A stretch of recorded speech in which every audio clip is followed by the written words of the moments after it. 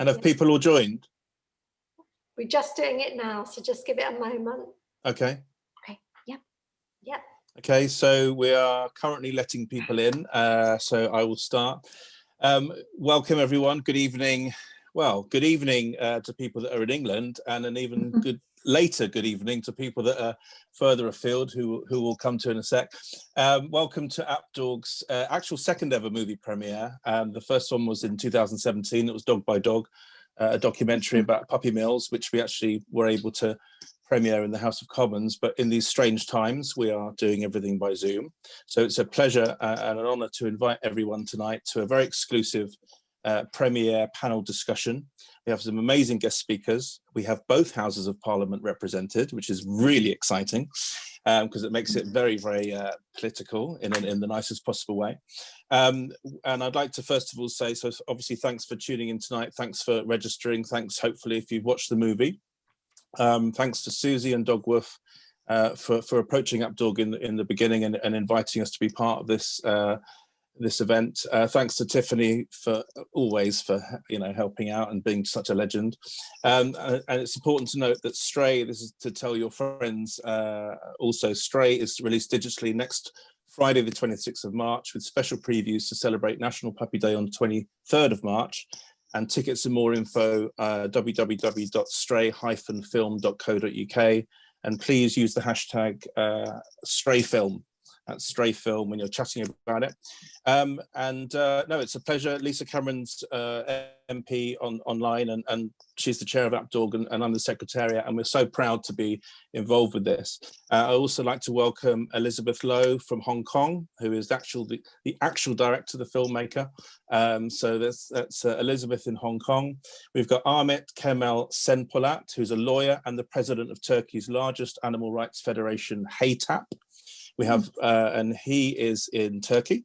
We have Rahul Sengal, who is an independent consultant in stray animal management and companion animal projects, previously with the HSI, Humane Society. He's joining us from the west of India. We've got the amazing Baroness Hussein, is it Echi?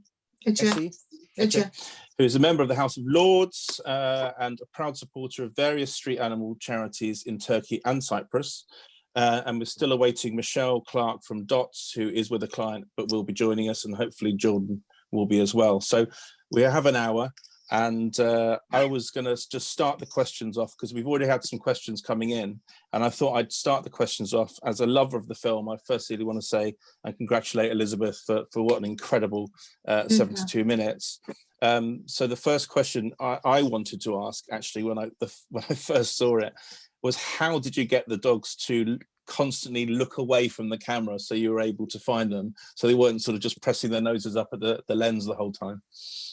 I think that had to do, we shot over 500 hours of footage from 2017 to 2019 in Turkey and in Istanbul. And I think probably a lot of those hours that are not in the film are dogs coming up close to the camera.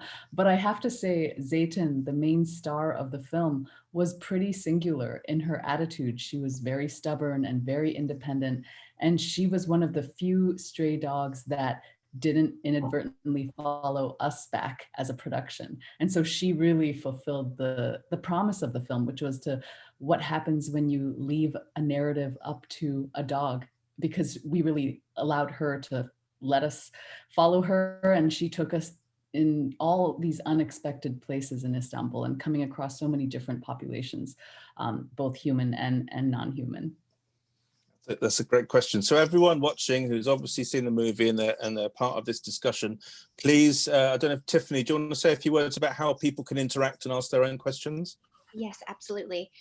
So you'll see at the bottom of your screen a little Q&A icon, so you can pop your questions into the Q&A, and you can also actually see other people's questions. So you can vote up a question if you also want to ask the same.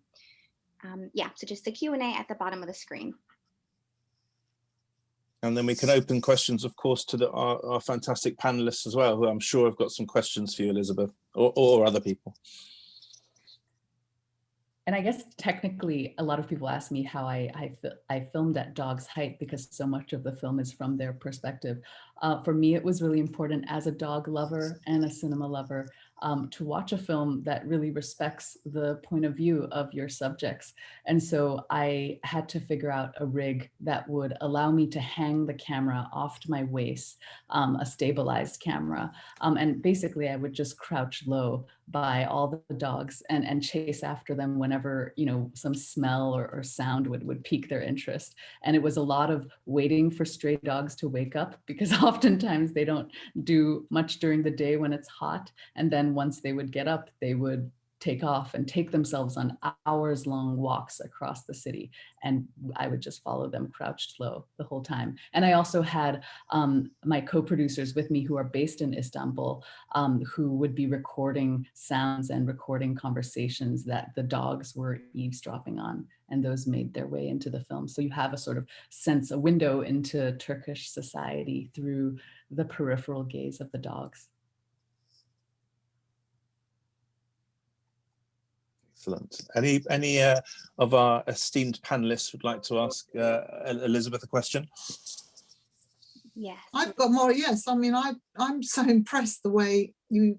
Well, it looks so seamless, the way you were following the dog and the other dogs around and crossing dangerous roads. And I was thinking, how did you, you know? And we're obviously very fit to keep up with the dog and crouch down and keep. I'm so impressed.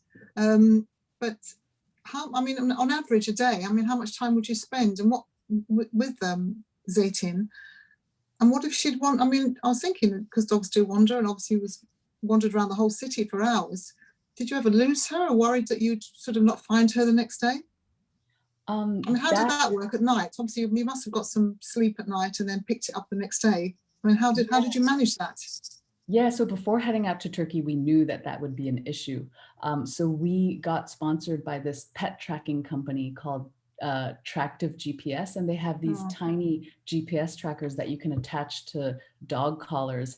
And that's how we, at the end of the shoot day, we would put the dog collars on Zeytin and Nazar, and then it would sync up to our phones. So we'd be able to see where they would go throughout the night. And the next morning we would find them. And it was really interesting because in Turkey and Istanbul, whenever I tried to put collars around the dogs, people would come up to us very alarmed and say, "What are you doing with our dogs? You know, this is, these dogs belong to the community. You know, they shouldn't be taken off of the street." And that I thought was very striking, how protective everyone was. And maybe Ahmet, you can weigh in on Turkish culture and their relationship to stray animals. But I, as a foreigner, was very struck and moved by how, no matter how anonymous a dog seemed, somebody was looking out for that dog. There was this sense of communal care for the stray animals that I was, you know, that was very foreign to me, and something I wanted to document and capture for audiences outside of Turkey. Thank you. That's really interesting. Yeah. Thank you. That was a question to Ahmet, wasn't there, in there about, you know, the relationship with the Turkish public and the street dogs. Can you explain a bit about that, Ahmet? Yeah. Good evening again. Once. Hello from Istanbul. Well, how can I say? Turkey is as you know, is a bridge between the West and the East. So every part of the country is not the same, you might guess. Maybe Istanbul and the other big cities like Ankara, Izmir is like one of those Western cities, and the culture level is quite high comparing to the rest of the country. So communal sense to the strays, to street animals, is higher in the Western part of the country or in the big cities. I can say that. What we try to do is that we try to create that sense or sensitivity to the all around the country. Of course, when you go to the eastern part of country, when you get close to the Middle Eastern part of the state, because of let's say some conservative religious movements, behaviors, conservative relations, affects the people's behavior against animals. When you go to the eastern part, even to the northern part of the country, it's not like probably like in Istanbul. But as a HITAP, as an organization, as an NGO, what we try to do is that for the last 20 years is that to create the public awareness against stray animals. people mostly think that stray animals must be taken away from the streets. It should be those animals must be clear away from their eyes. I can make it promise. And when they give the example of Western countries that we should be like in Germany, like in England. When people go to Western countries, they don't see any stray animals. So most of the people give this example to each other, pointing out that we mustn't have any stray animals all around the country, just like in United States, just like in Canada. However, this is not a true example. This is not a true example because our culture and our climate is not like Canada. It's not like Germany. It's not like Switzerland, Austria, or England. First of all, our climate is different. We are a Mediterranean country. And when you are in a mild climate, like Italy, Greece, Spain, or even in Latin America countries, you can see you can observe many of those stray animals easily because they cannot survive in winter conditions. They cannot survive, for instance, a puppy cannot survive in Germany, in England. I don't think so. They cannot manage. Maybe the big ones, probably, but small ones cannot survive. So in Turkey, we have to deal with this problem, actually. We try to convince the other people, even the normal modern people, let's say, that we have to live with those stray animals together. They don't want to accept. They always give the example of, as I told you before, the Western culture.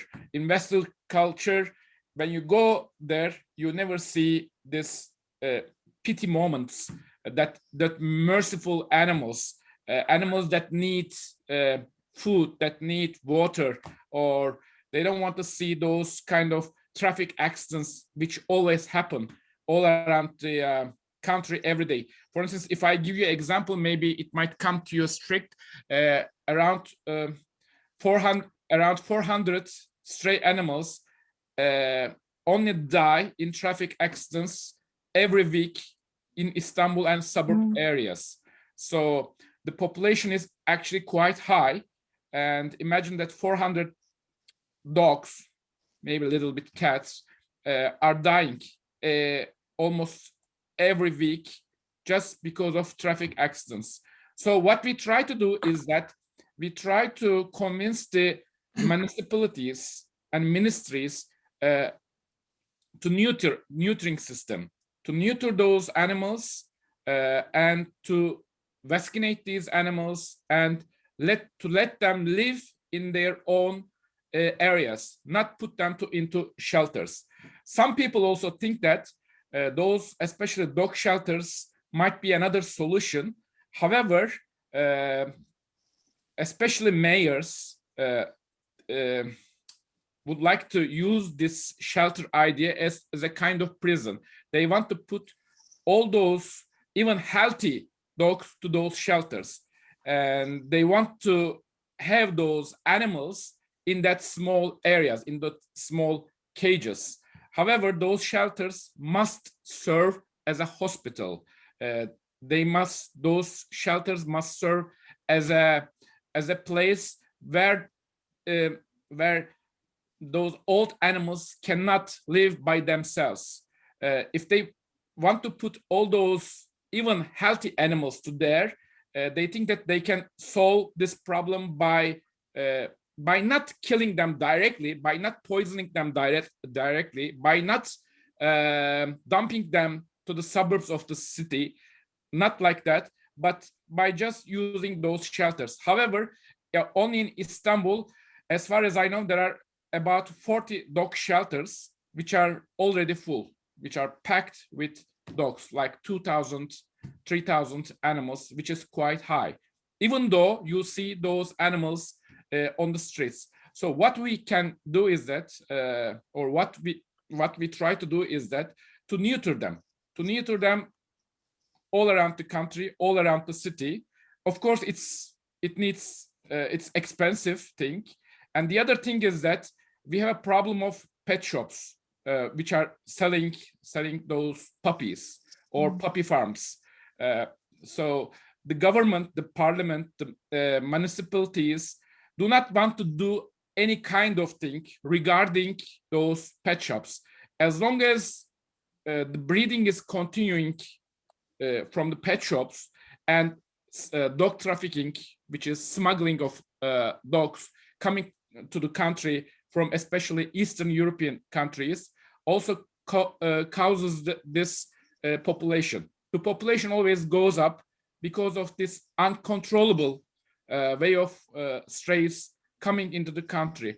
So even if you do vaccination and neutering, even if you spend money to neutering, if you do not take any control of those dog trafficking and pet shops, then you cannot solve the problem. You cannot diminish the population of the stray animals. So this is a kind of dilemma, or this is what's the new regulation or new amendment which we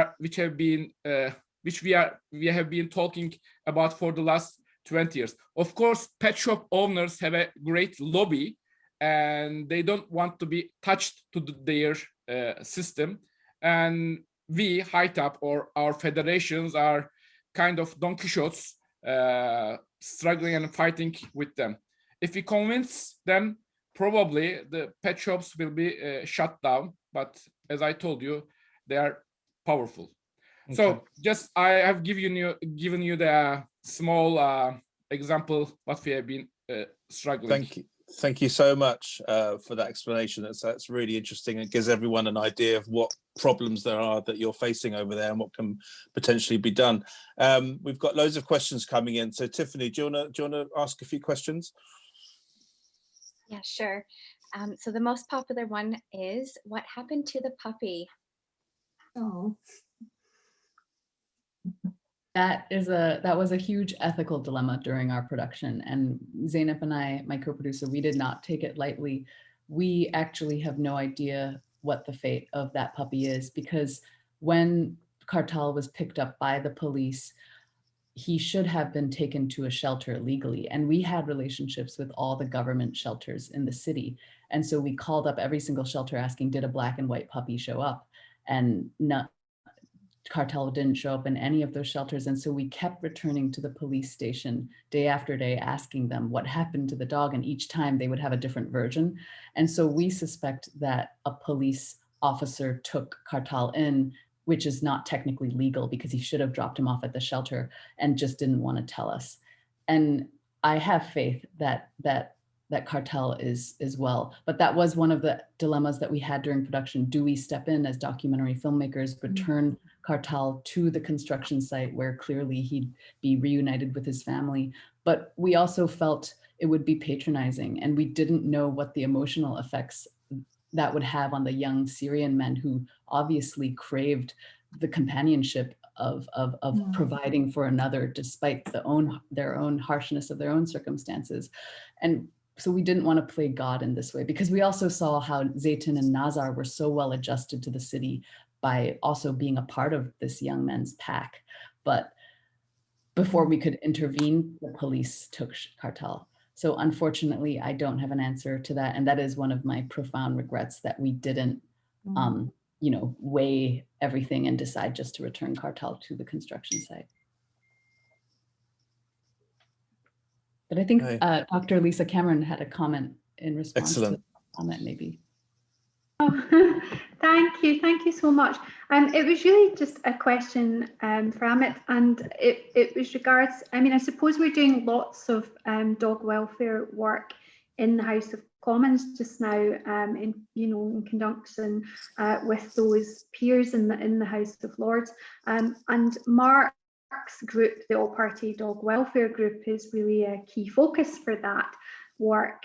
So we've been doing lots of work specifically on dog welfare, and I was wondering if there's any facility in Turkey to have a similar dog welfare group in the Parliament, or perhaps there is already that kind of cross-party group that works in Parliament there. I'm afraid not. We don't have it, well, I hope we had deputies defending defending the animal rights in the parliament. But to be honest, no, I cannot say that we have those kind of people in the parliament, at least for now. Maybe in the future, maybe in the future.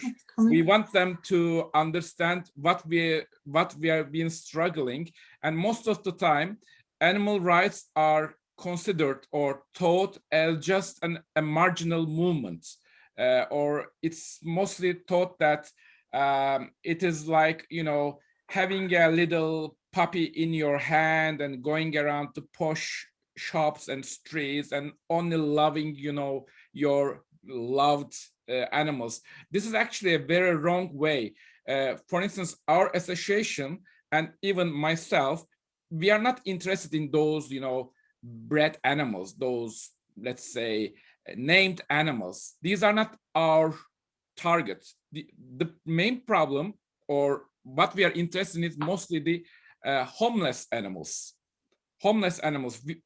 defenseless animals. So it's stray animals, it's circus animals, it's dolphinariums, it's animals in the circuses, animals are used in scientific research, etc. So the animals kept at home, it's not our, you know, mission. However, what we have been doing is understood just in the opposite way. So they mostly think that we are struggling for the animals, that, you know, we keep them as a hobby in our home. This is very wrong.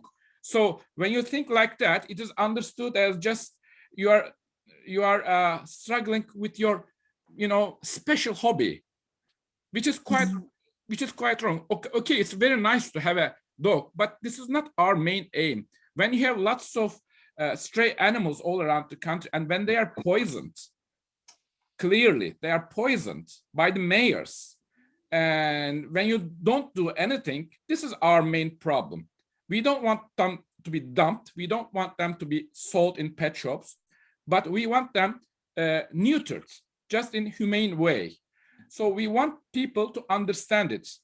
However, you know, the point of view is mostly understood even by the parliaments, even by the educated people, is just like a hobby. It's just like, you know, I have many cars, I have many DVDs, I have many hobbies. So as a person, as a lawyer, I'm going to the parliament or I'm speaking on the TVs just, you know, to defend my hobbies. No, it's not like that.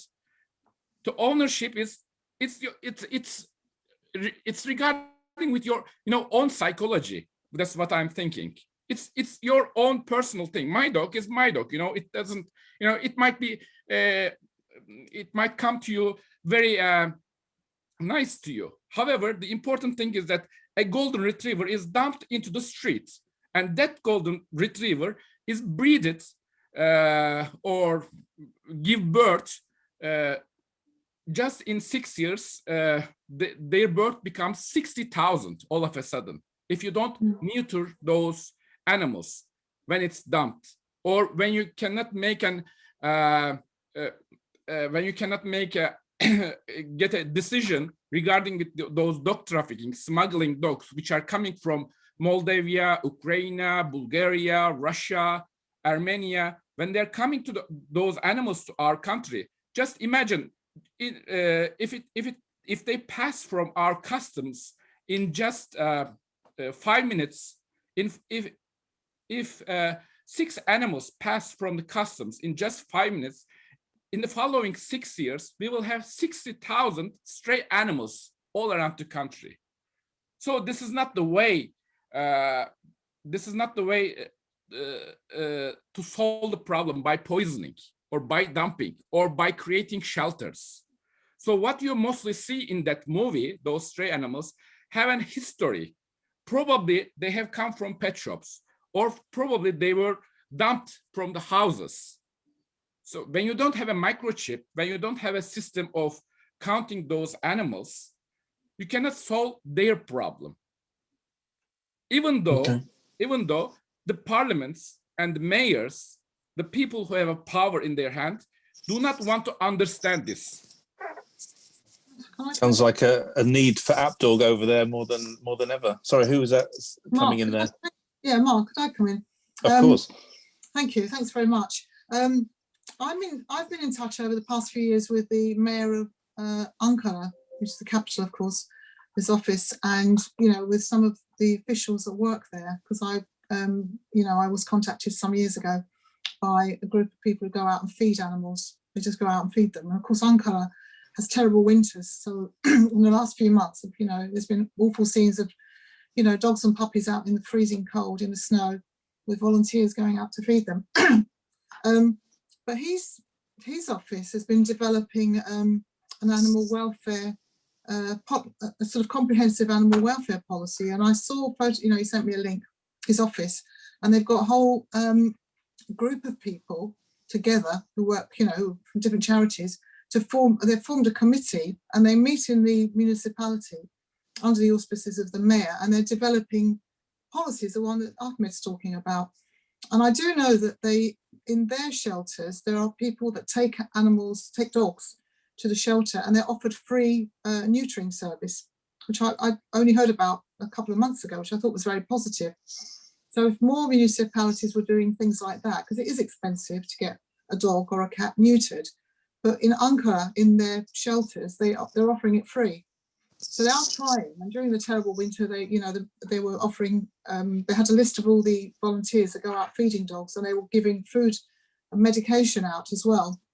So that needs to be rolled out across. And I just wanted to ask, actually, because I did see an article a few weeks ago that Turkey, the government is trying to introduce some new laws, animal welfare laws. I've got it here, actually. I could share the link if I knew how to do this. But they're trying to introduce it.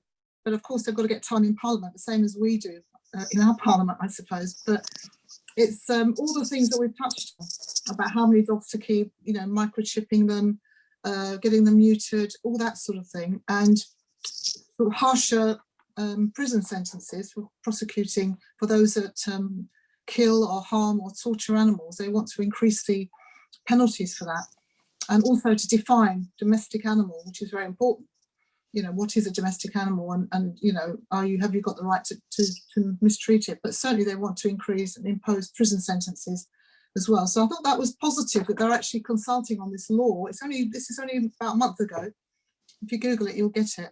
And this is the ruling party that's come up with one of the MPs there. She's a big animal lover, apparently, and she's trying to introduce this legislation. So it's very positive from what it was, years ago. It sounds like progress, yeah. It is progress. I think it's about education, awareness, and I think there has been progress. But of course, Turkey is, I think Ahmed's sort of, set out the scale of the problem. It's a massive country, and the sheer numbers of strays is phenomenal. I mean, I see photos. I'm on Instagram with some of my people that I support and follow, and the number of dogs they're feeding, 300-500 dogs a day, just driving out on the outskirts of the city where they're dumped in the woods or in, rubbish, on dilapidated houses on rubbish heaps. And the puppies that are born there, who most of them will die because they can't survive, the harsh winters. The scale of the problem is still massive, but I see it as there is progress. There is, people are becoming much more aware of animal rights and animal welfare in a way that maybe 10 years ago wasn't the case. I don't know if Elizabeth's experience maybe in Istanbul perhaps illustrates that. I mean, the question that I have for the panel with people who've worked so deeply with these issues is, and I think it's popped up by an audience member too, is conceiving of stray animals as a problem and why it has to be conceived that way. And maybe because of my experience in Istanbul, which is of course very different than probably other cities in Turkey, it seems like even if 400 dogs are getting hit by traffic every year, that's still far less than the millions of dogs who languish in shelters or get euthanized in North America or maybe even the UK. And what is a better scenario? It seems like if you have public spaces and people are willing to feed them, and there are municipality services to help dogs who are sick, why do we think of it as a problem? Because doesn't the population of stray dogs correspond to how giving a country is to them? Otherwise they wouldn't be surviving anyway. that's just a question that I'm very curious to hear what all of you think about that. Can I just use this moment to bring in Jordan, who's just joined us, and Jordan's probably the best person to kick this little part off, as he's an expert in sort of stray and feral and that sort of backstory. So Jordan, thanks for joining us, and maybe say a few words to in response to Elizabeth's question. So in response to that question, you know, I think that we've stopped looking at the world as interconnected ecosystems. And actually, city ecosystems exist just like the more natural environments have their ecosystems, and there will always be some kind of human scavenger. No matter what we do and no matter what we take out of that ecosystem, something will replace it. And you can see it very much happening in London at the moment, where the red foxes are becoming more and more tame, more and more friendly, coming out during the daytime, and they're slowly domesticating themselves, which is the process that dogs went through a very, very long time ago. To become a human scavenger, and that's how they progressed into man's best friend. And I suppose when you look at it from that perspective, as there'll always be something there and something that replaces it, there must be a number where they find some kind of a balance. I think there'll always be something that replaces the dog if we take it out of the ecosystem that is cities.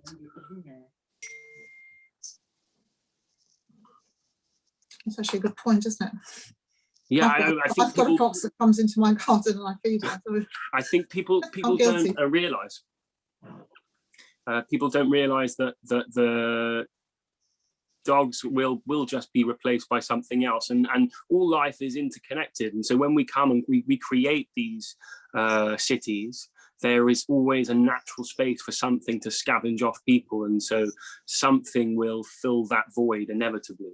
And it's how we manage the welfare of that thing that fills that void inevitably. I think that's the most important question. And when we take away their natural ability to roam and free range and house them, are we doing what's always in their best interests is a very valuable question that I think people ought to ask. yeah, interesting. Very interesting.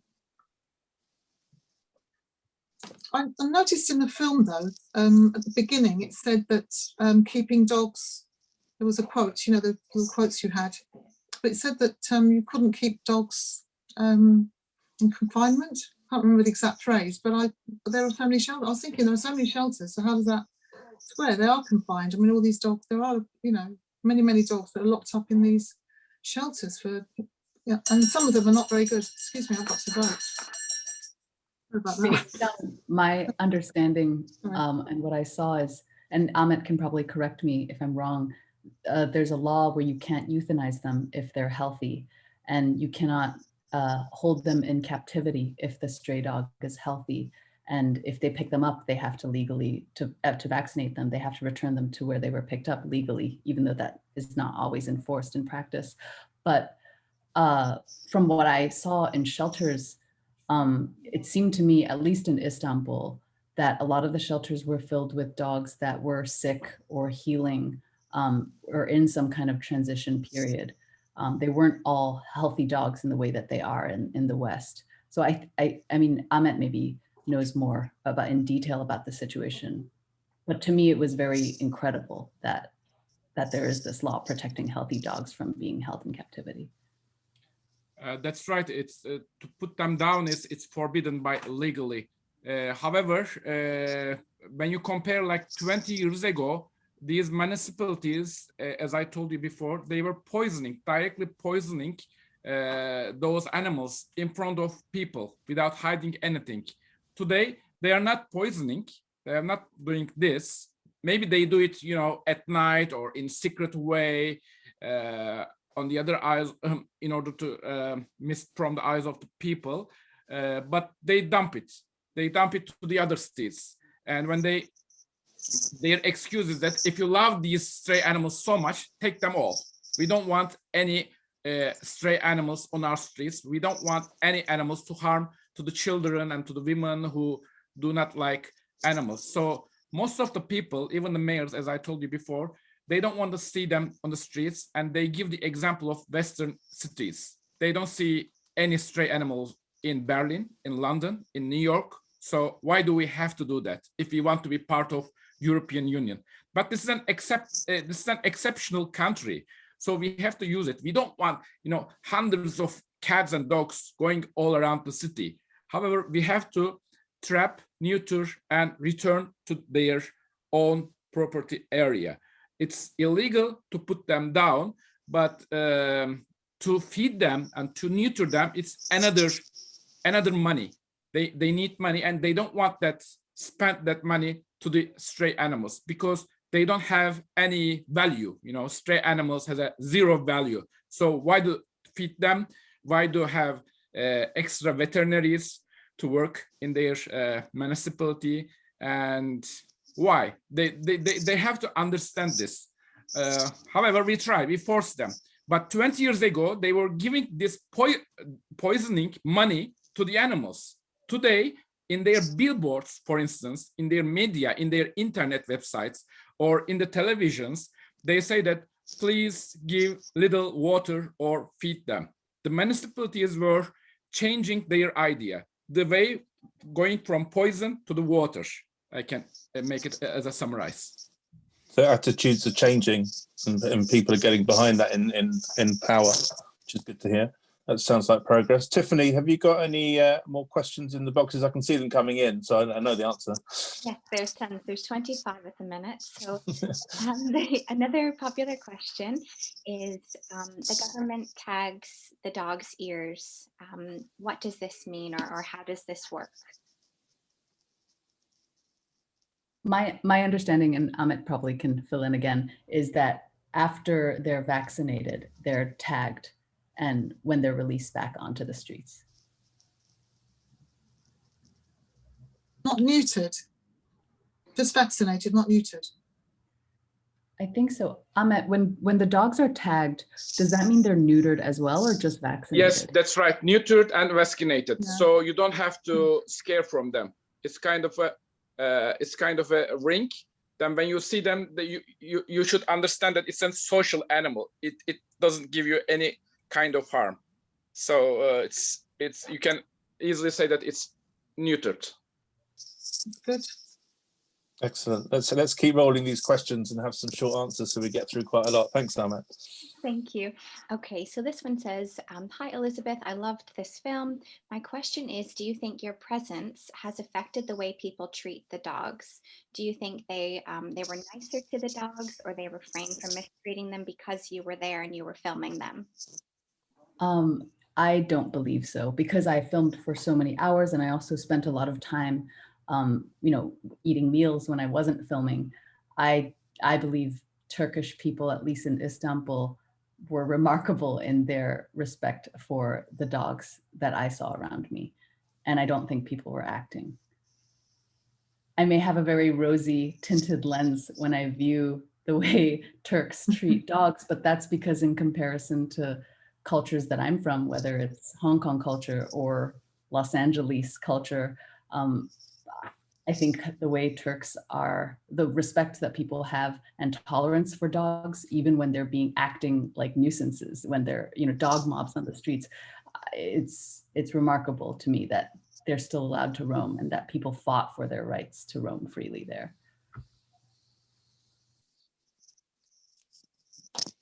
Excellent. Thanks, Elizabeth. Do you want to carry on, Tiffany?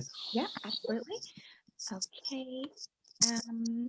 Right, you've answered this one about described as a typical problem. I don't know if anybody wants to add anything, but this is typically described as a problem. What are the key aspects that people think make, I guess, stray dogs a problem? If anybody wants to add anything extra to that. I didn't catch that last bit. Why was it why do people think stray dogs are a problem? Oh, okay. Let me just check again.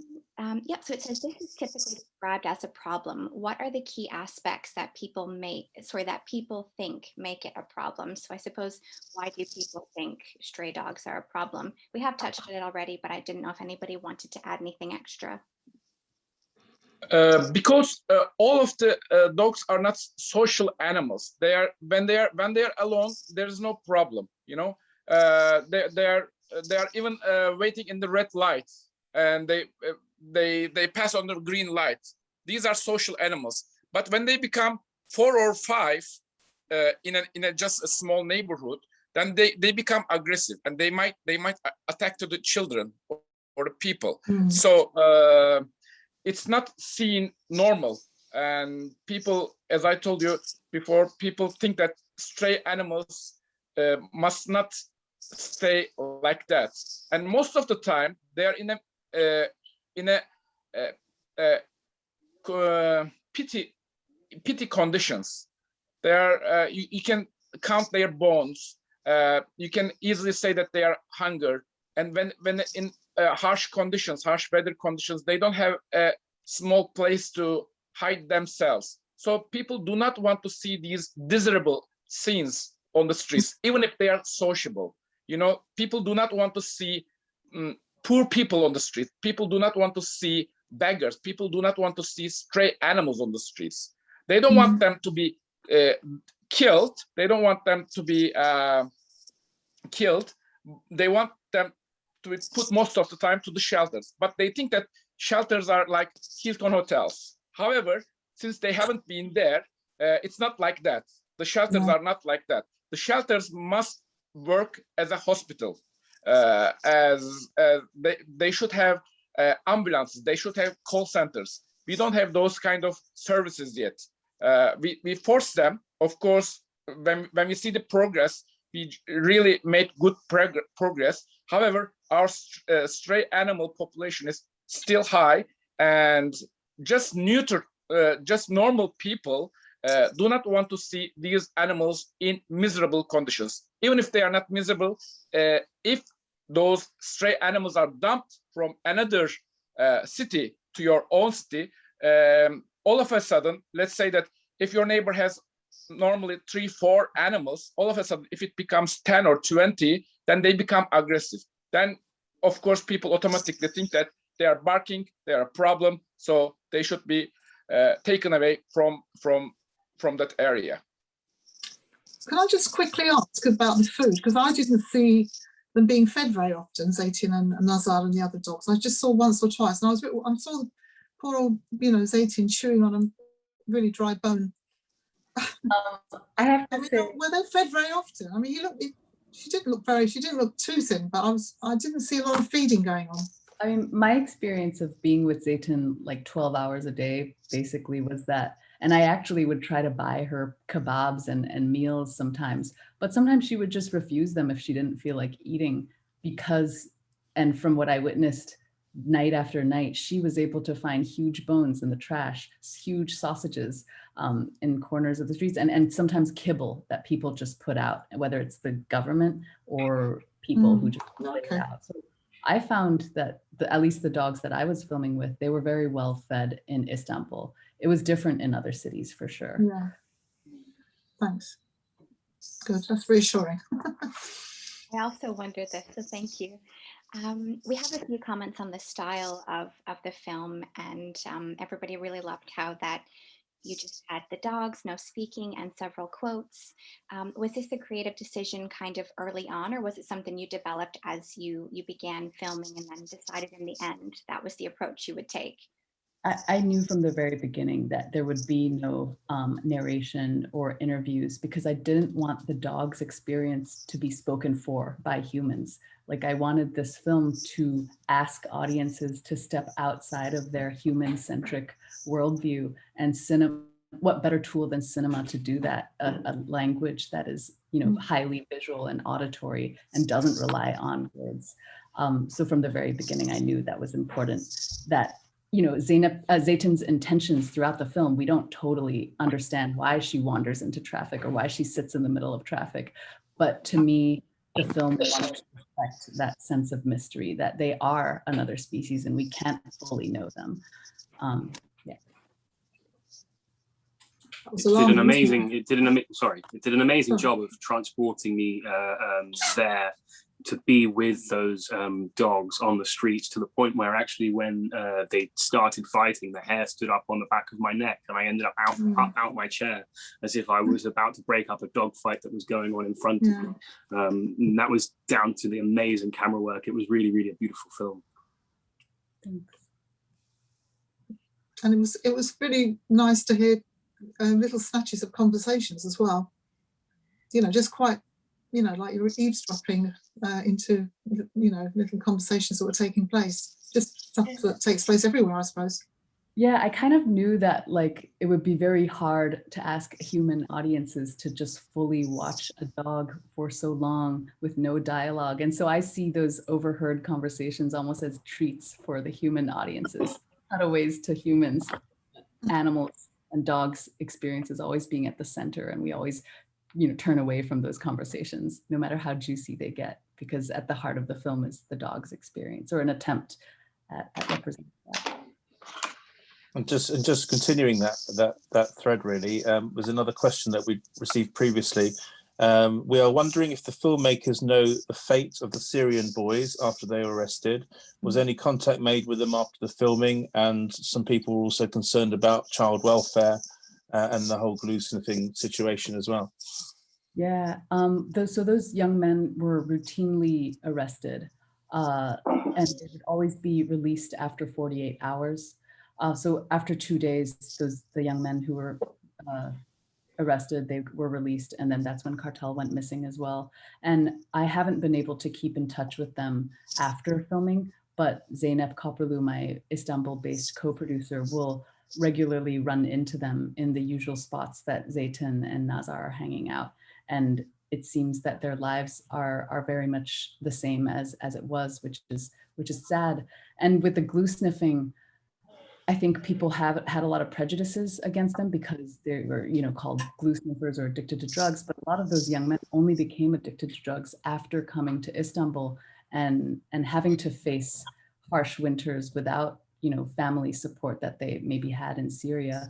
And to me, that glue, it suppresses their appetite, and it also helps them feel the sensation of warmth.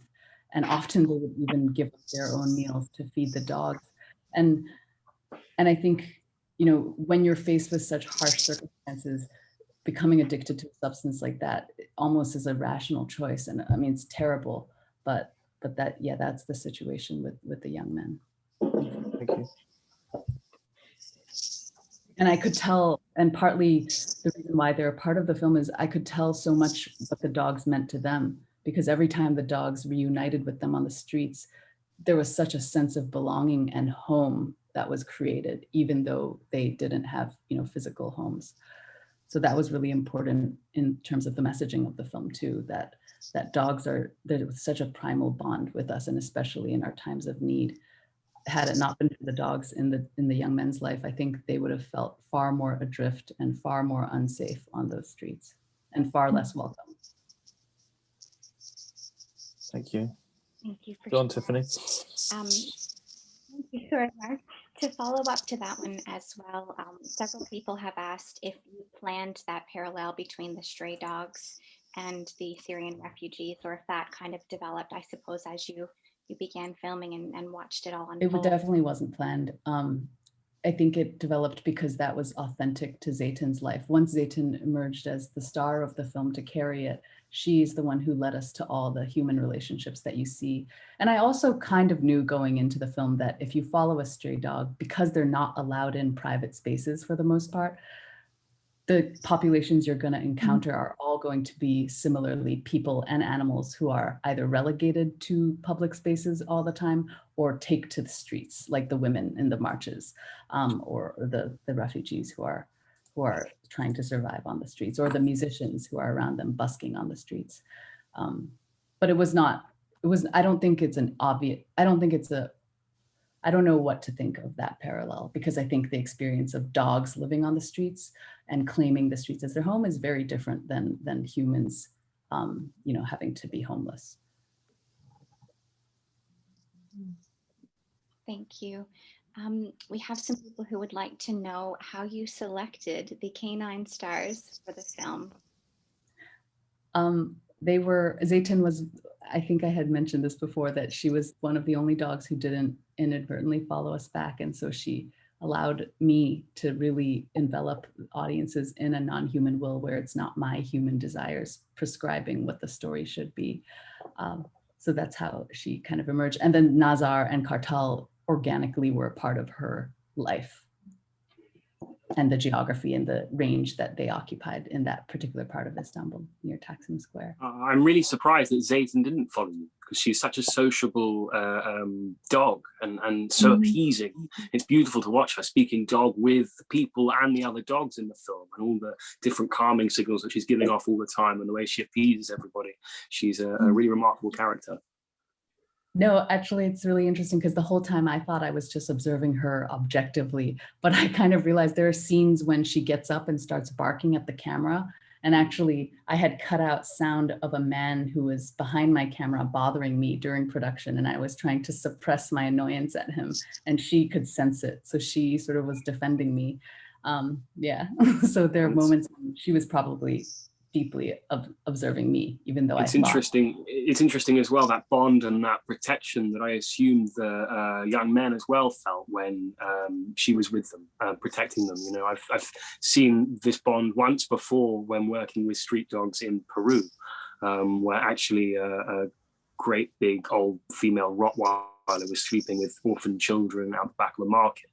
And how when men would approach at night time, she would protect them. And she was always there every night without fail, even though she was fed in so many different places. And it's just amazing, that relationship and that bond that they built. Yeah. Fascinating. Yeah. Thank you. Let's keep going with the questions, Tiffany. Sorry, I keep muting myself and then. That's okay. Unmute. Okay, so your next question. Is there a key thought or a key message that you would like viewers to take away from this film? Maybe this is a controversial one because it feels like this panel is filled with people who've worked so closely with animal welfare and stray animals. And there are obviously lots of problems. But for me, I would love it if people in the West look at this document of how Turkey has in many ways figured out a way to integrate stray animals into their urban fabric, and question why our own cities like in New York, London, or Hong Kong, where there are no dogs on the streets, that is super unnatural actually, and why is it that we've somehow created a framework to moralize it and say that this is the better way, when based on my experience in Istanbul, it certainly doesn't feel like it. But I would let everyone weigh in on this. But it's interesting, isn't it, that years ago you wouldn't see people walking along with a dog in Turkey, or Istanbul really. You wouldn't see many people walking along with a dog on a leash. Their own dog, pet dogs would, maybe they had them tied up in the garden or something, or yard protecting, or guard dogs. But I'm just struck, and it's the same in Cyprus. I go to Cyprus a lot, my family there. Far more people keep animals as pets now in a way that they never did, and that is a positive thing, because it's about education and people wanting a company to keep pets. It's a good thing, but you've got this huge divide, and that came across, didn't it, when you have the two, I don't know what breed they were, with those dogs wearing the raincoats, right, with a little hood up, and the woman was saying, pick it up, they're going to, it's going to attack it, and of course it wasn't bothered. But they're either really coddled like that and dressed up, or they're sort of street dogs. There's a big divide, isn't there? Which struck me. But of course, years ago, I'm probably a bit old here, but years ago, I remember growing up in London, dogs, gangs of dogs roaming the streets. It wasn't uncommon, in the 60s and 70s. It was, I remember as a child, there was a gang of dogs that used to turn up, in the street that I grew up in, and we knew who they all were. There were just about 5 of them that used to run around in a gang, and they were just strays. So it's evolved as, animal welfare laws have been strengthened, and spaying and neutering has been taken more seriously. And I just hope, the whole the neutering for me is the key to get those numbers down. And I know there are other European countries that I think are behind Turkey on this. For example, Romania, which is terrible, and it's obviously a very poor country, but it's never less in Europe. And I don't think that, my daughter recently rescued a dog from there, brought it over just before Christmas from one of the shelters there. But they're all run, the shelters, the charities there trying to do their best. But there's, very little support. And people hate, I mean, they literally hate dogs, you know, generally. They don't have that sort of, you know, feeling of a bond or responsibility with their street dog there. It's just a different thing, isn't it? The same as I was in Crete some years ago, and I actually rescued a puppy, brought it back. And the same thing there. There were no dogs on the streets, and I think they were just, I was told that they were all either poisoned or got rid of before the summer season, before the tourists arrived. You know, so I think Turkey's doing okay, probably with the help of people like Ahmet, raising awareness and educating people, but there's still a lot to do. I was gonna actually carry on from that, because obviously we do see attitudes change and welfare genuinely improve. Like you said, stray packs of dogs back in the 70s in London now, obviously neutering and I guess in the nicest way tidying up the streets. But what with my campaigning, we've often employed, with no resources as a grassroots campaign, we've often employed the resources of sort of celebrities or big name personalities to help promote and drive that forward. A question, I guess, is to Ahmet: are there celebrities? Is the culture driven by celebrity like it is in Britain? And if so, are there celebrities in Turkey that can promote animal welfare, encourage neutering, and maybe highlight some of these welfare issues and speed things up a bit, make them relevant? Yeah, there are. For the last 10 years, animal rights movement have become a great trend in Turkey.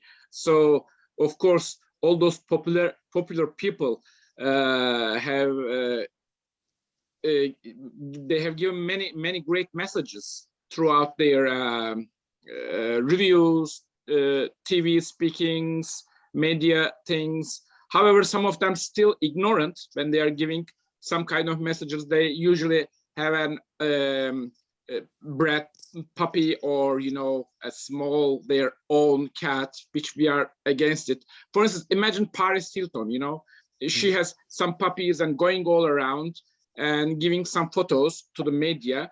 This kind of photos, for instance, in Turkey, makes a negative impact on the people. So we don't want these kind of photos given by our celebrities during their concerts, during their television reviews. So when Paris Hilton have their dogs, okay, it's her hobby, but it is somehow a little bit against our advocacy. It's to our movement, because it does give really a negative impact. Those dogs are in a very luxury hotel. They have nice streets, luxury, I don't know, umbrellas. They have private chauffeurs. Of course they are nice, okay, but the image in the ordinary people, when they see it on the first page of the newspapers, they think that our main struggling is just to defend Paris Hilton or people like her.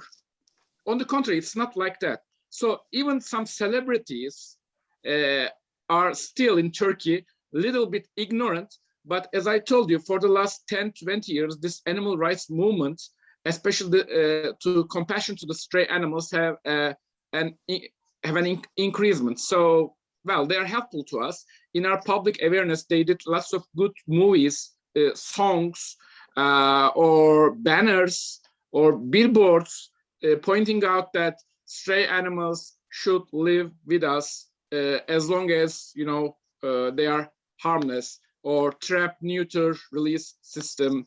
Or when we like 10 years ago, Erdogan, our president, has an absolute power in Turkey. Like he's more than a president, he's like a king.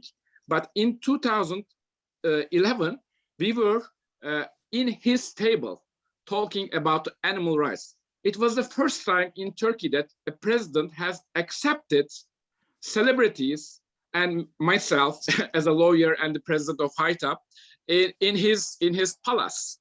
And we talked about animal rights legislation, why animals rights law must be changed. Before that, it was not possible. Why did Erdogan accept us to his office? Does he love animals so much? No, it was a trend. we just create an atmosphere all over the country that even the celebrities, even the media have begun to speak about the animal rights and the need to change for the animal rights law. So they use it. They use it. And we were in his office. Before that, it was impossible for any of us to go any kind of politician to speak with in front of media. So after 2011, this need for the animal rights law, the change has become a popular thing. Everybody has become to talk about it.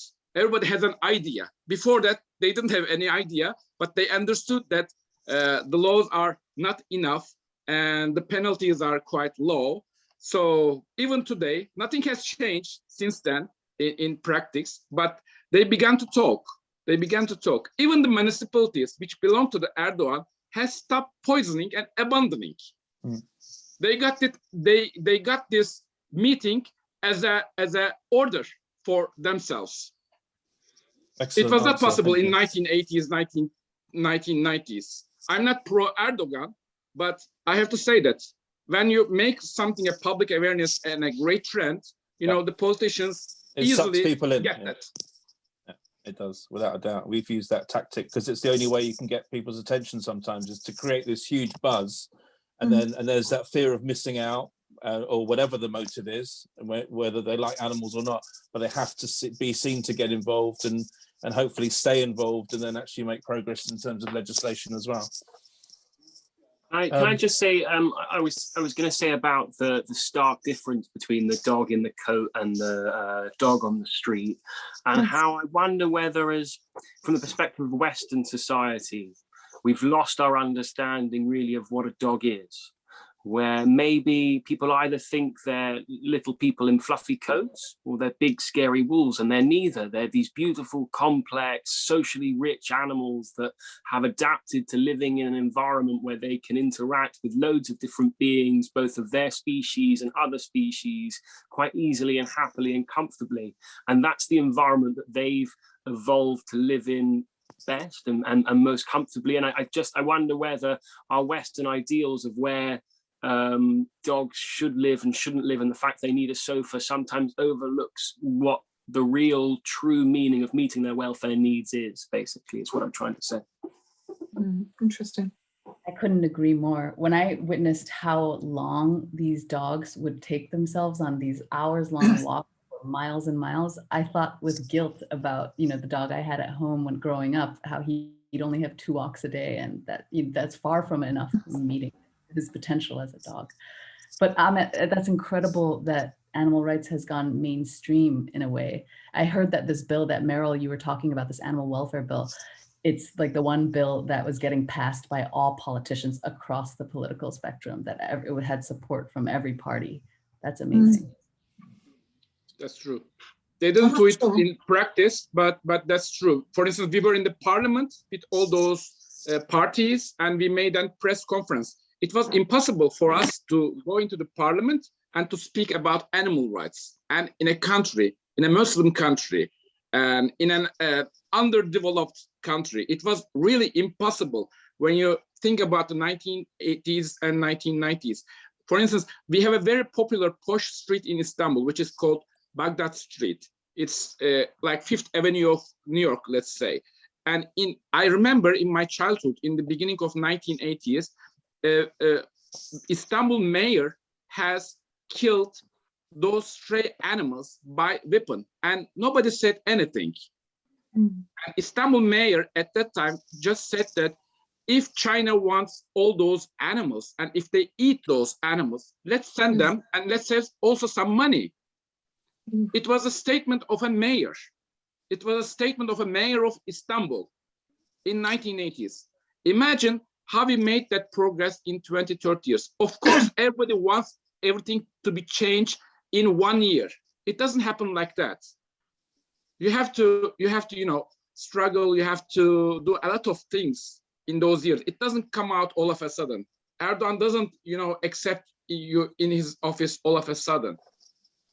From poisoning, from sending animals to China, Now we are in the neutering and neutering system. Somehow they accept it and they do it. And we believe that the animal law will pass in the following months or years. And it comes to a certain point. So people also, for instance, it's also I have to say that carriages in Istanbul, carriage horses have been taken away. In Istanbul, Izmir, Adana, Antalya, all those carriage horses have been taken away. They stopped. Now today we have been struggling for dolphinariums. Imagine where to where, how we came, sending stray animals to the China and talking about carriage horses. I feel like even New York hasn't been able to get rid of their carriage horses. I saw that. It's the mayor of Istanbul, Ekrem İmamoğlu. He sort of put out a big press release saying we've now, on the islands, you know, the Princess Islands, where it's just exclusively horses, carriages, and, you know, they were quite cruelly treated. He's just, all of those horses now have been taken somewhere. He showed his fields and, you know, a whole area where they're being looked after now. They're retired and they're being looked after by the Istanbul municipality. So I was very impressed with that. Never thought I'd see that. Amazing. That's true. I was wondering, Elizabeth, if there are any other countries that you thought you might do a follow-up or a sequel to the film in? I don't know whether I will. If I can get the funding, I definitely would. But I had wanted to go to Russia and Nepal and India, because I know these are places that have thriving stray dog populations, obviously with different types of relationships with their stray dogs. But it would be fascinating, I think, to go to these countries. Because originally the idea for Stray was a global study of how the status of a single species can change depending on what cultural context you're in. It would be fascinating. I think it would also be really interesting to show how that impacts the dog's behavior and almost the different cultures that spring up among different dog populations around the world, depending on how they interact with their environment and the people in that environment. I think it would be a fascinating documentary. Yeah. I think the way dogs behave, or the way stray dogs behave, are such a reflection of the type of people that society is. Like in Istanbul, they're very well socialized, and that's so much a reflection of how they're treated. And I'm sure that also temperature and availability of food and various other things has a huge impact on how their behavior develops and what kind of creatures they develop into. And it's just it would be a fascinating study to look at that around the world. Yeah, that's true. Yeah. Interesting. I'm conscious of time, and I'm conscious of Elizabeth being in Hong Kong. So you're sort of the furthest west, furthest east. If you're all right to carry on for a few more minutes, we could go to 7 p.m. UK time, if that's all right with you. Of course, this is riveting for me to learn so much. And it's so rare to have so many sort of experts in one place. So I'm keen to sort of capitalize on that and maybe hear some more questions from Tiffany from the audience. No worries.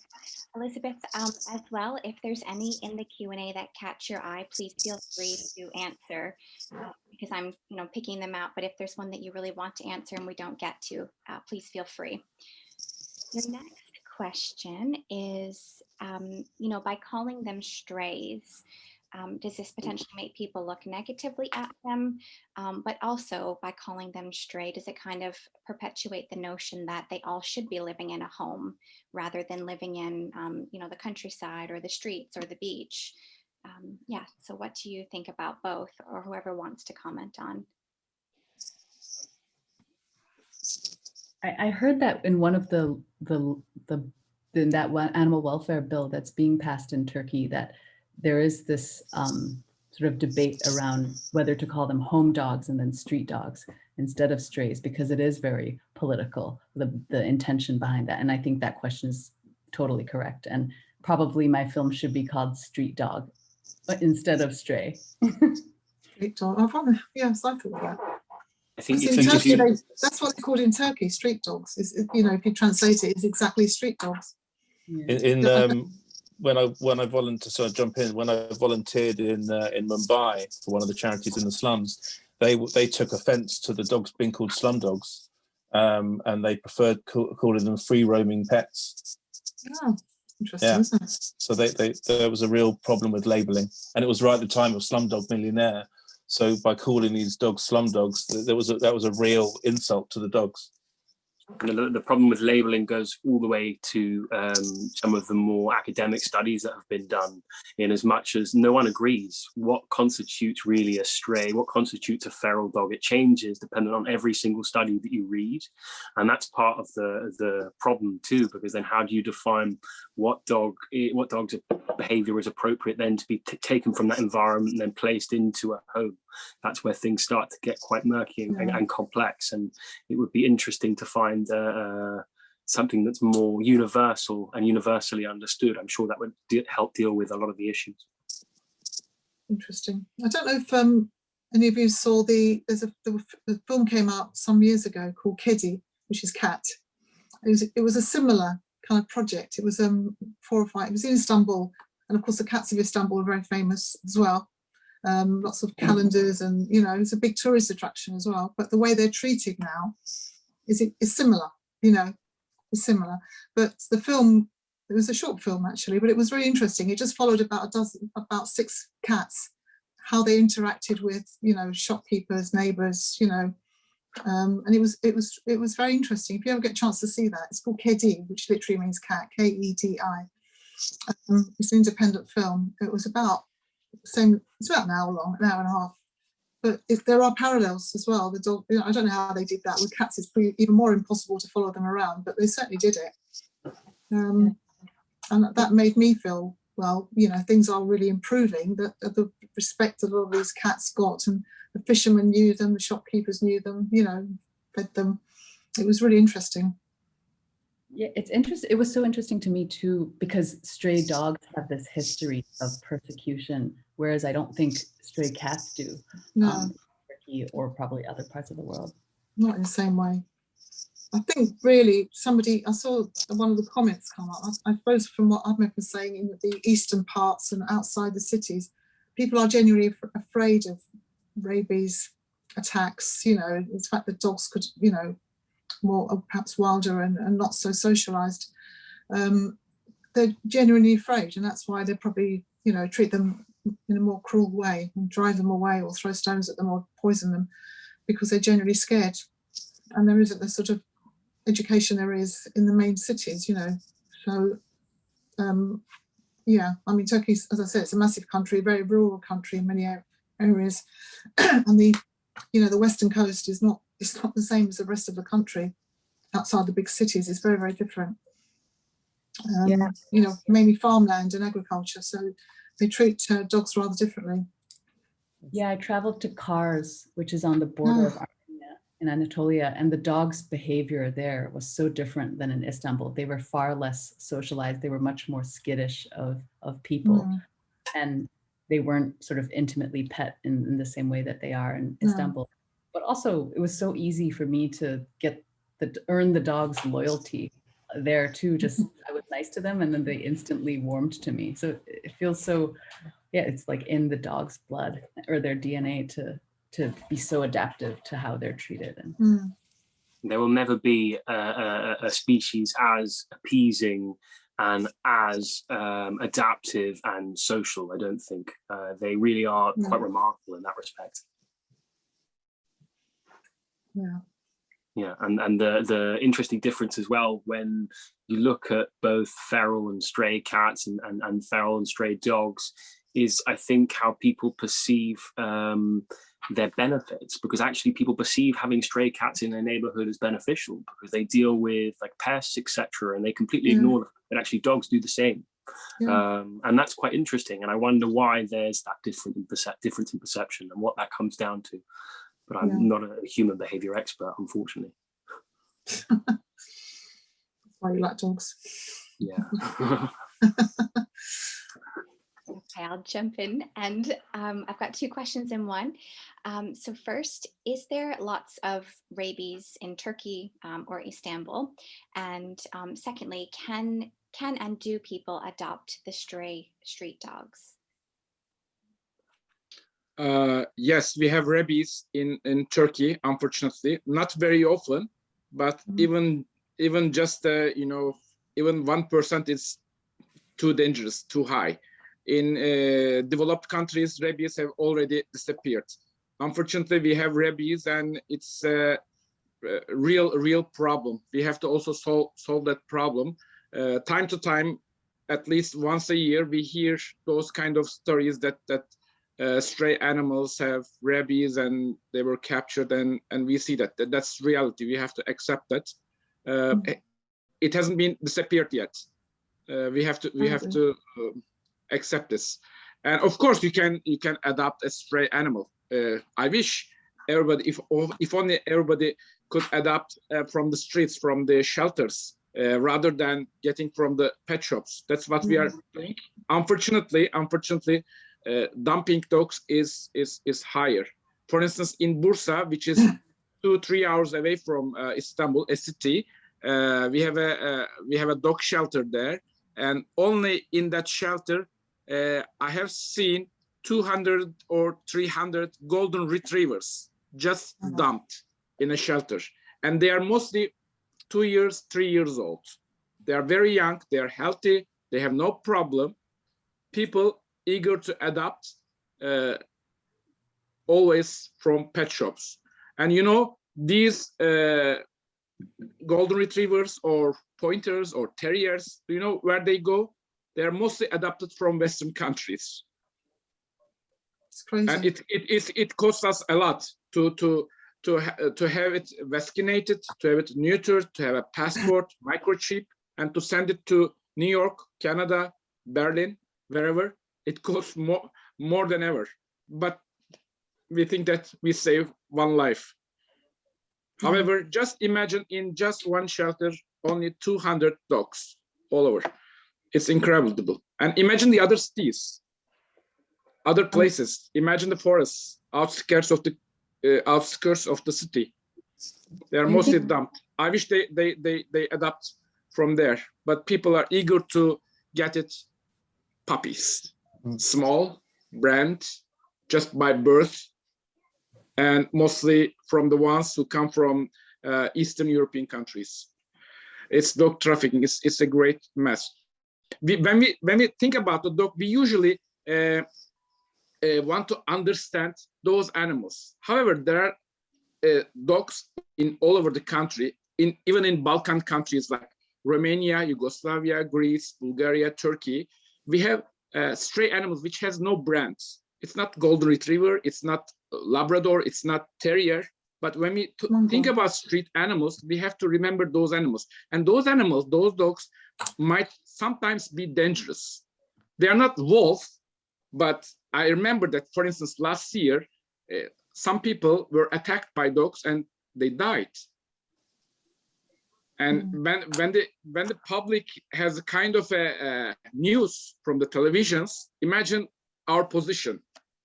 It becomes really hard when a child is killed by a dog, by a street dog, which is not socialized, which is aggressive, then it's more than even a rabies.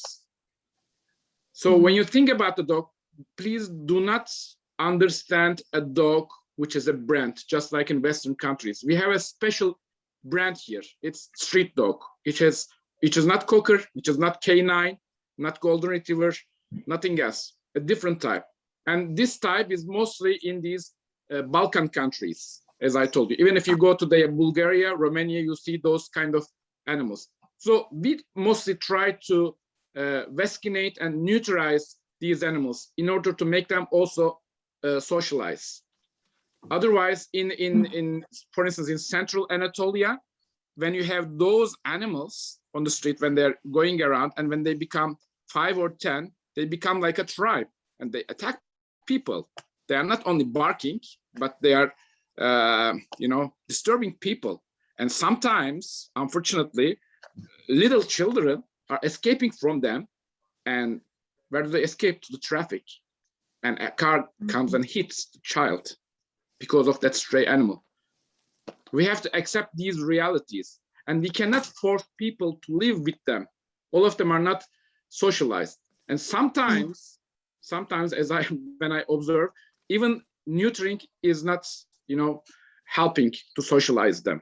those animals might be taken to the shelters, those aggressive ones. They are exceptional, but you have to take them. What happens is that when people are calling to the municipality and complain about those street animals who are aggressive, the people come from the municipality and take the most innocent one from the street, the most innocent one who lives there already, not the aggressive one. The aggressive one, the naughty one, already escapes and goes away. So the innocent one put into the cage, put into that shelter that we call prison, and they can't even again solve the problem. They don't want to take the problem on. Oh, just one observation as I've been listening to the really interesting discussion today. It really makes me just sort of stand back and think about the commodification of dogs. And it's really interesting to hear about the talk about the brand of dogs, and you have some dogs being financially worthless and other dogs people paying huge amounts of money for, which is fueling the puppy trade. And that also feeding into, you know, the incredible work that Jordan's been doing, raising awareness about the ear cropping and the demand, particularly among some celebrities, for these dogs with these cropped ears, which is a purely cosmetic procedure. I think we really need to look at ourselves as a society and to start addressing some of these problems. And I take my hat off to the people on the ground who are doing this work and raising awareness. And also, Elizabeth, I just have to say, you rock. Your film is amazing, and your discussion today has been really fantastic and inspiring. So thank you very much.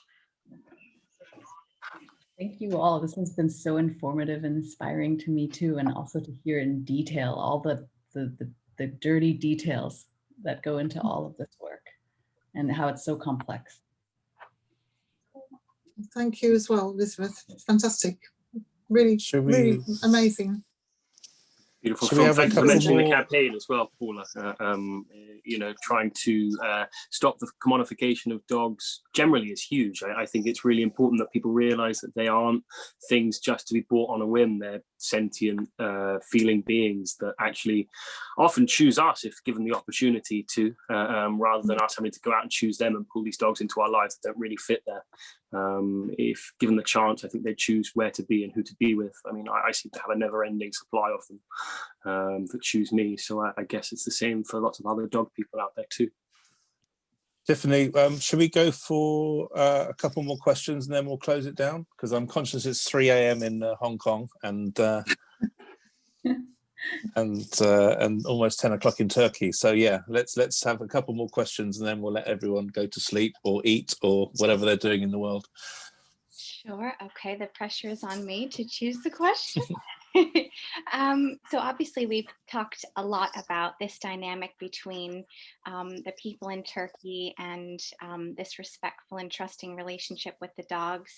So there is a question, you know, where do we think this comes from? Is it, you know, is it just the culture of these people? Is it something, yeah, where do we think this kind of dynamic comes from? And is it just very kind people?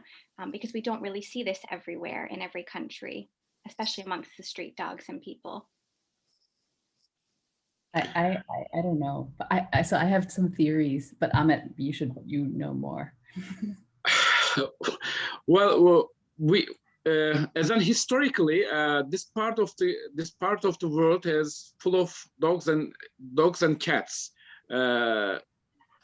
Just like as I told you, like in Greece, like Balkan countries, we have so many those animals. We see them maybe not at homes. We mostly keep them in the streets. When you see the historical postcards, historical photographs, you see many poor people feeding them in the 18th, 19th century in Istanbul streets. They are not having them at home, but they're feeding them. They have a pity for them. They have a mercy for them. For instance, I'll give you just a very little story. Before the Turkish Republic, we have Ottoman Empire, as you know, and we have sultans. And in the 18th century, Ottoman Empire was about to collapse. So European countries wanted to come and take all the lands. So Ottoman sultans thought, how can we get back to our golden days? How can we survive? How can we stop Westerner countries? So they thought that we have to modernize everything, our military, our customs, our way of speaking, our traditions, everything. So one of our sultans thought that if we want to become a Westerner, so we have to behave just like Westerner. So Westerners do not have any stray animals on their streets. So we shouldn't have it. At that time, Istanbul maybe at least 50,000 dogs all over the streets, more than today. When you can see it from the postcards, from the photographs, from the books, you can understand this. It's really high, too much high. Anyways, so the Sultan of the Ottoman Empire said all the stray animals will be taken away from the streets and they will be dumped into the island, which is in the middle of the Marmara Sea. So 80,000 stray animals have been taken from the streets of Istanbul in 1850s, 1830s, and dumped into the island, which we today call that island is a miserable island. That 80,000 animals have died there without any food, without any water. There were not even trees there to hide under the shadow. So today, we remember that island with that miserable story. However, the people wanted from the Sultan that those animals should come back to their own territory, to the city, to the downtown of Istanbul. So they made a great pressure to the Sultan, and the Sultan had to change his idea and took most of those animals back to the city again. But that animal, that history, we have it. It's true. And even today, some mayors, some politicians think that if we want to become the part of Western country, we shouldn't have any stray animals on the street. We should be as clear as New York, Los Angeles, San Francisco, Berlin. So we try to change it, and we want to be an exceptional country. As I told you, we don't want hundreds of cats and dogs all over the city, just like, I don't know, monkeys in Nepal, in Cambodia. We don't want a country like that, but we have to lesser down the population in humane way, which is neutering and which is shutting down all those pet shops. I agree. It's interesting you mentioned the golden retriever, because I remember reading it was a fact that became very fashionable. Was it 5-6 years ago? Suddenly there was a big trend that golden retrievers were very fashionable, and everyone rushed out and bought one. And of course they didn't appreciate, you know, what comes with looking after a dog like that needs daily exercise and feeding regularly, and they were just dumped. That's why there were so many dumped. I hadn't appreciated how they'd become a fashion item. You know, it's like every other country, something becomes incredibly fashionable to have. And we have it in this country. You know, if I go to my local park, there's lots and lots of what I call breeds. Dachshunds seem to be everywhere now. So don't see a lot of mongrels, which I think are great. But I think a lot more people are rescuing from countries like Romania as well. So that's, you know, I think that's, there's more kind of, you know, awareness about rescuing from shelters, but certainly there's still, in this country, everyone seems to want, you know, these French bulldogs and dachshunds and all these dogs, sort of dogs. And they're, you know, well, Mark knows more than I do about this. I'm going to talk about that, but, you know, it's driving that whole puppy farm business, isn't it? And, you know, I think the point to make, absolutely right, and the point to make is it can be done, and the situation can be improved. It just takes time, and you need compassionate, considerate and kind sort of politicians as well, who can actually drive it through. And yeah, kind of anything's possible really. And there's the more, you know, progress comes in all different shapes and sizes, as you well know, you know, from raising awareness to changing public behaviour to legislation to all of the above.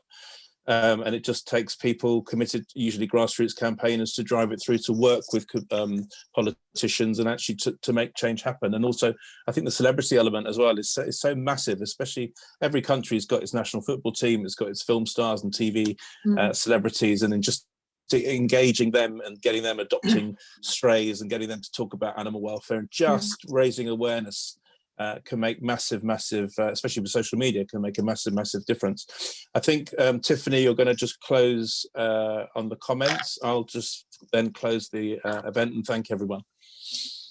Yeah, absolutely. Elizabeth, I just want to tell you there is so many lovely comments about the film. It was so beautifully done. People were very moved by it. So we just want to thank you so much. And my cat was also a fan. Despite it being dogs, he was front and center watching the film. So thank you. I think I can say this on behalf of all the panelists, Ayla, Apdawg, and all of the attendees as well. Thank you. Lisa, are you still there, Lisa Cameron? Yeah, absolutely. Yeah, do you, as chair of Apdawg, would you like to say a few words? No, I just want to thank everyone. I think it's been fantastic, and you know, we regularly meet in the House of Commons and now online. So it's been amazing to see the progress actually with the online events and how we're now attracting interest in animal welfare and dog welfare issues internationally as well as in the UK. And I hope that's something that at Apdawg we'll continue with, and certainly I will take forward, and I'm sure in the House of Lords, Meryl will do the same when we're meeting with embassies and ambassadors, the importance of dog welfare issues internationally. So thank you so much. It's been an excellent night, and we'll definitely continue to champion this work in Parliament. Thanks, Lisa. So I'd like to say on behalf of Lisa and I at Apdawg, first of all, thanks Susie and Dogwoof for getting in touch, for approaching us in the first place to give us this opportunity to host a Zoom premiere and discussion, which has taken a lot of organisation, but I think it's been okay. Tiffany and Paula from A-Law, just amazing, your support, and also all the techie stuff. I want to say that Stray is released digitally next Friday, 26th of March, with special previews to celebrate National Puppy Day on the March the 23rd. For tickets and more info, go to www.stray-film.co.uk. Use the hashtag StrayFilm, all one word. And please talk about it on social media and spread the word and tell your friends, especially the ones that love dogs and welfare and traveling. I mean, it does tick so many boxes, this movie. Extra special thanks to Elizabeth for joining us from Hong Kong tonight and explaining what went into the movie from your end. Huge thanks to Ahmet. We've learned so much about HATAP and about the work you do in Turkey and the work that still needs to be done. And we all support you on that one. Baroness, thank you for joining us. Baroness Merrill, thank you for joining us tonight. I think this is the first event we've had a member from both places, from the Commons and from the Lords. So we can't thank you enough for sharing your time and experiences as well. Jordan, one of my best mates, so it's always a pleasure, but your experience in strays and ferals and behaviour just brings so much to the table, so thank you for that. Michelle sadly was called to an emergency with a dog, so she couldn't join us. And also next Tuesday, which everyone's welcome to join us, we're doing an Apdawg meeting on Romanian and other overseas rescues and the challenges facing their welfare. So that's still open for registration. So go to apdawg.co.uk and you'll see the registration link and all the rest of it and sign up for our newsletter. So yeah, I just want to say thank you to Elizabeth for making such an incredible movie. Thank you to everyone for watching tonight and for sharing your evening, and just let's all keep working together, keep making progress. We all know that collaboration is the way forward, and these events and others that we're all parts of are progress and our ways of improving lives, not just for dogs and cats and all animals, but for human and public health as well. So thank you to everyone. Have a lovely evening. And yeah, as I say, on behalf of Apdawg, we can't thank you all enough for joining us tonight and sharing quite a unique event. I think you'll all agree. Thank you very much for inviting me. It's been a pleasure. Thank you, Mark, for putting all of you together in Apdawg. This was incredible. And also, I hope Turkey is able to preserve this unique culture that you have with stray animals. It's incredible. And I've learned so much from all of you. Thank you. And this event has been recorded, and we will upload it and share it with everyone as well. And I think the transcript of the Q&A we can share as well. I think Tiffany can actually dig that out and share all the questions and stuff, so people can still interact with those themes after this showing. Mark, is it going to it will be shown in Turkey, I assume, when you say the premiere? We're holding another virtual premiere in Turkey with Ahmet again in Haytap, and it's brilliant. A fundraising attempt event. That'd be brilliant. Great, thank you. That's great to hear that. Thank you so much, everybody, and have a nice, peaceful evening, and we'll Thank see you all Thank soon. you, Paula. Thank you. Thanks very much. Bye-bye.